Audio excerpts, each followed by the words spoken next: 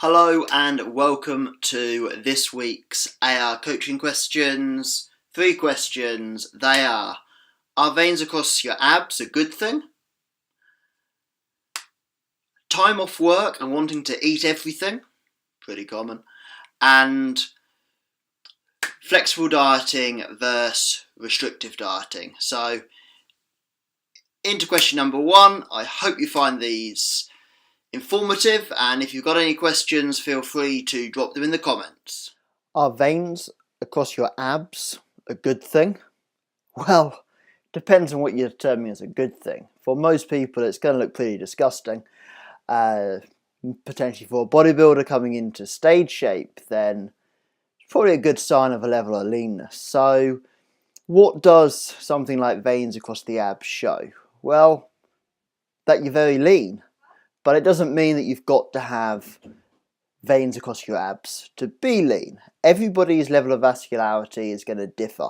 Some people are like road maps very early on before they get really lean. Other people will get absolutely shredded, but they'll never have that level of vascularity to them. So increased vascularity across the body is probably going to show that you're getting leaner, but it doesn't mean that you've got to necessarily achieve that. So all it is just it's showing the blood vessels that are under the skin. It's showing, if we pulled away everything, what is really there.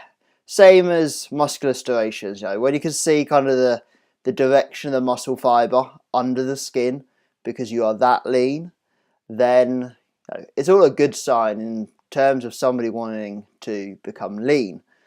It's just, for some people, it may not be a desirable look. I think abs riddled with veins across them isn't the best look. And you're not going to see that on your typical men's health or men's fitness model. But for a bodybuilder stepping on stage, then it's a sign that things are probably heading in the right direction. But also, although leanness is a big component of vascularity, we also have to remember that the amount of nutrients within the body being shuttled around the body is also going to play a part on this. So if you've taken in a big hit of calories, carbs and fats are great at this, hydration levels as well. This can increase a vascularity appearance. Also, if you are training, you are likely to see a more vascular appearance as well. So there's other things that can affect it short term, but in the terms of long term, then it's going to be driven very much by your level of leanness, but it doesn't show that you are exceptionally lean or not. You don't have to be highly vascular to be very lean. Time off work and wanting to eat the world. It's pretty common, and I see this a lot with my online clients. They take a period of time off work and they will suffer more with hunger. So they might have been dieting on a set amount of calories for a period of time, and hunger is probably not an issue.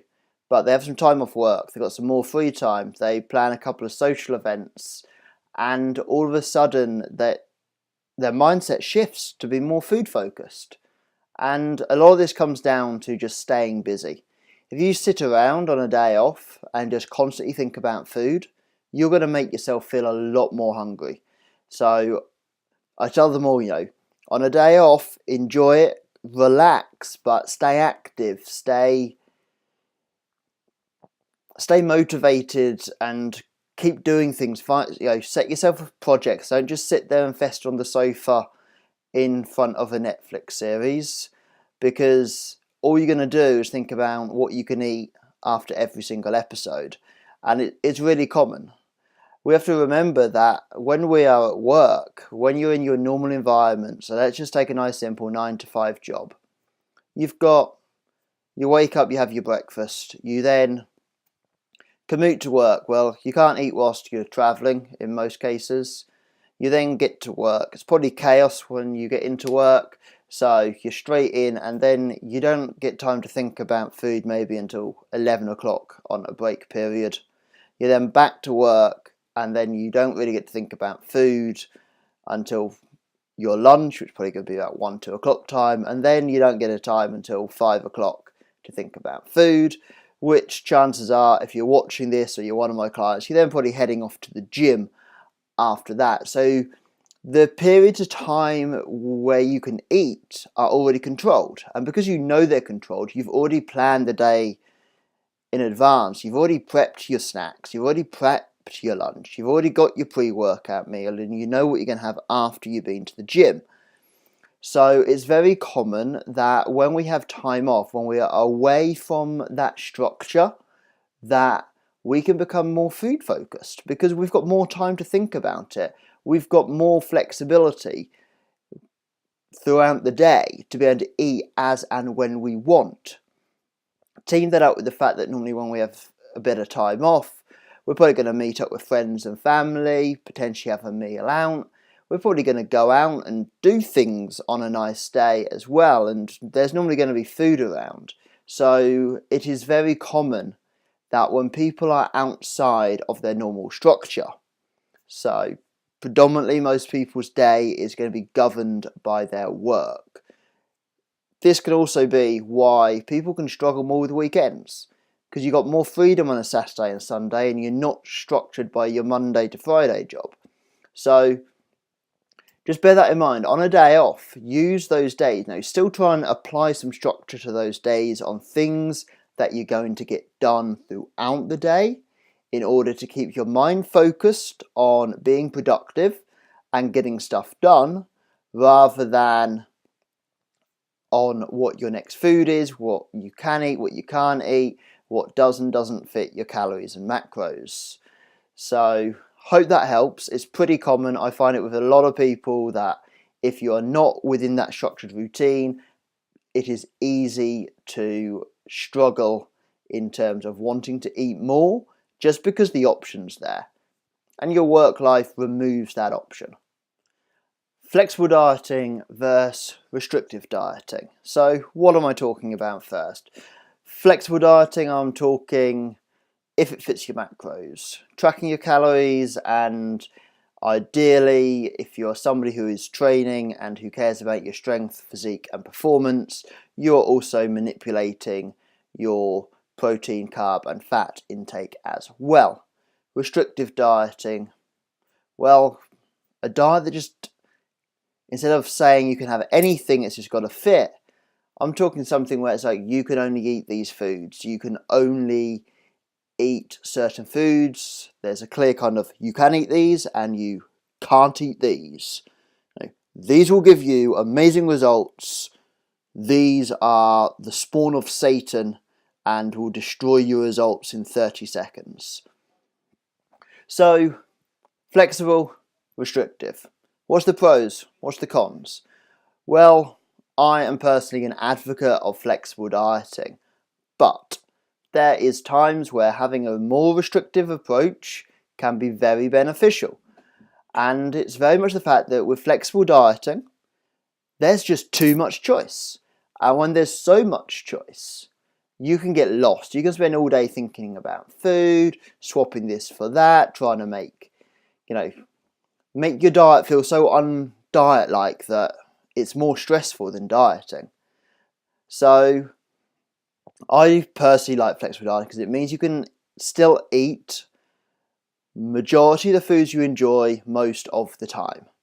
Obviously, even with flexible dieting, there is a restrictive element of it because you've still got to satisfy at least your calorie needs. For most people, that is calories and protein. For people into strength or physique sports, they are probably going to be manipulating all three, and even considering their timings of these nutrients around training sessions to enhance performance and recovery. So when you add all that up, flexible dieting isn't actually crazy flexible. You can't just live off pizza and ice cream because it will not satisfy the needs of that.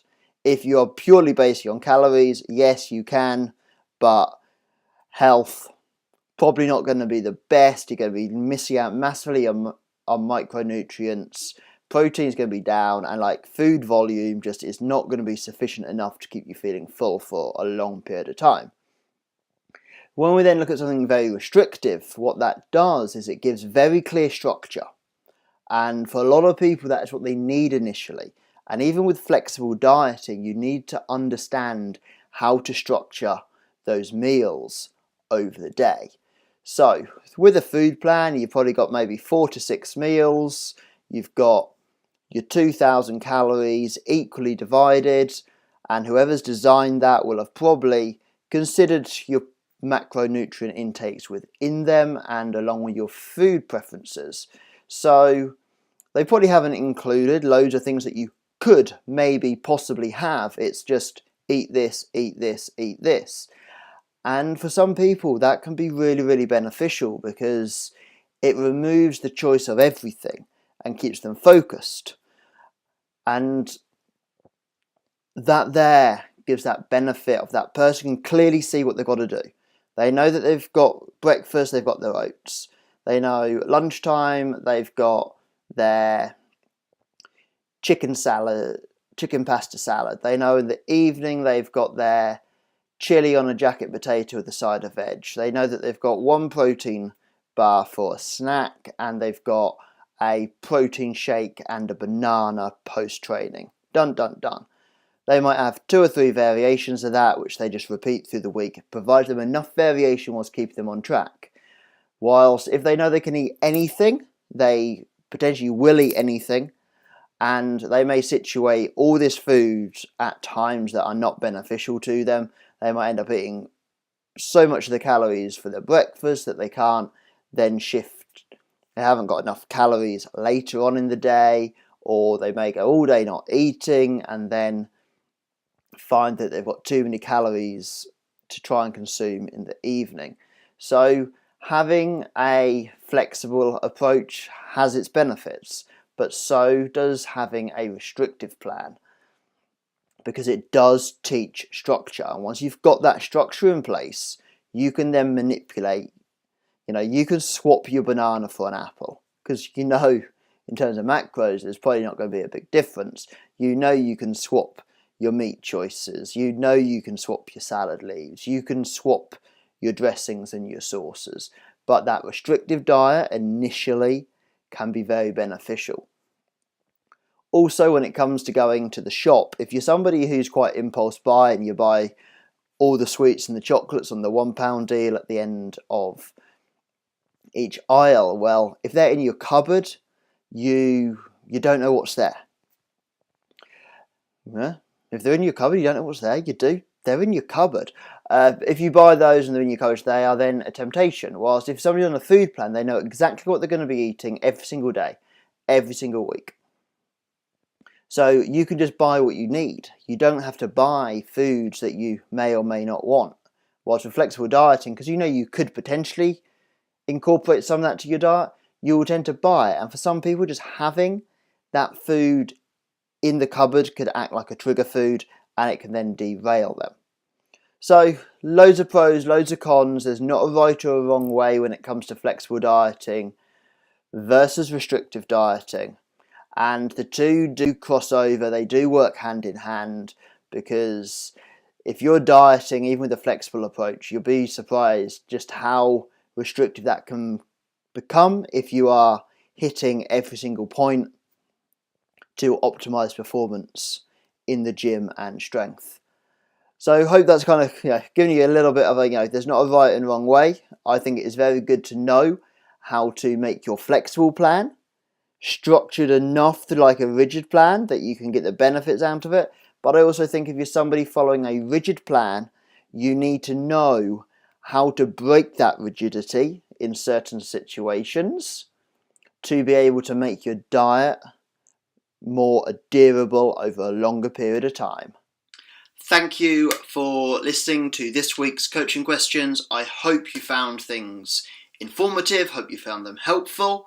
If you've got any questions, drop them in the comments. I will get back to you. And if you've got any coaching questions, you can pop those down there too. So until next week, people, have a good one.